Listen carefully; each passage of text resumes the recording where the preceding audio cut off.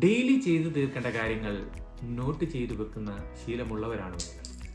Hello everyone, I am Mithun Mohan, sales consultant. ഇന്ന് എനിക്ക് നിങ്ങളുമായി ഷെയർ ചെയ്യാനുള്ളത്, നമുക്ക് ഒരുപാട് കാര്യങ്ങൾ ചെയ്തു തീർക്കാനുള്ളപ്പോൾ നമ്മൾ ആ കാര്യങ്ങളെല്ലാം നോട്ട്ബുക്കിൽ നോട്ട് ചെയ്ത് വെക്കാറുണ്ട്, അല്ലെങ്കിൽ ഒരു ടിക്കി നോട്ടിൽ പേസ്റ്റ് ചെയ്ത് എഴുതി വെക്കാറുണ്ട്. അങ്ങനെ ചെയ്തു വെക്കുന്ന ലിസ്റ്റിന് കോമണായി നമ്മൾ എന്താണ് പറയുന്ന പേര്? To do list. അങ്ങനെ എഴുതി വെക്കുന്ന കാര്യങ്ങൾ എല്ലാം ഓൺ ഡെയിലി ബേസിസ് നിങ്ങൾ ചെയ്തു തീർക്കാറുണ്ടോ? ഒന്ന് ചിന്തിച്ചു നോക്കി. ഒരിക്കലുമില്ല.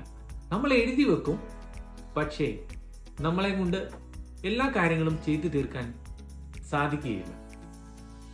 അതിനു വേണ്ടിയിട്ടാണ്, നല്ല ശീലമാണ് നമ്മൾ എഴുതി വെക്കുന്നത്. കാരണം നമ്മൾക്ക് ഒരുപാട് കാര്യങ്ങൾ ചിന്തിക്കുമ്പോൾ എല്ലാ കാര്യങ്ങളും നമുക്ക് ചെയ്തു തീർക്കാൻ സാധിക്കില്ല. ഇങ്ങനെ ഒരു നോട്ട് നമ്മൾ എഴുതി വെക്കുകയാണെങ്കിൽ നമുക്ക് എന്തൊക്കെയാണ് കാര്യങ്ങൾ ചെയ്യേണ്ടതെന്ന് നോക്കി അത് നമുക്ക് ചെയ്തു തീർക്കാൻ സാധിക്കും. എനിക്ക് നിങ്ങളോട് പറയാനുള്ള കാര്യം, നമ്മൾ ഈ എഴുതി വെക്കുന്ന ലിസ്റ്റിനെ ഒരിക്കലും ടു ഡു ലിസ്റ്റ് എന്ന് വിളിക്കാൻ പാടില്ല.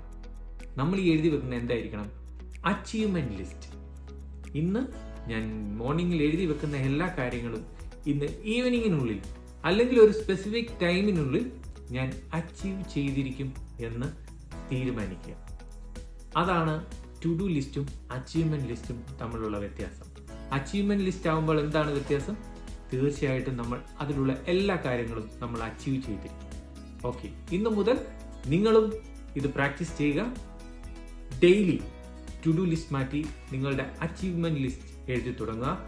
അതിലെഴുതുന്ന എല്ലാ കാര്യങ്ങളും നിങ്ങൾക്ക് ഡെയിലി ബേസിസിൽ അച്ചീവ് ചെയ്യാൻ സാധിക്കട്ടെ. Thanks for watching. Keep support me. Thank you.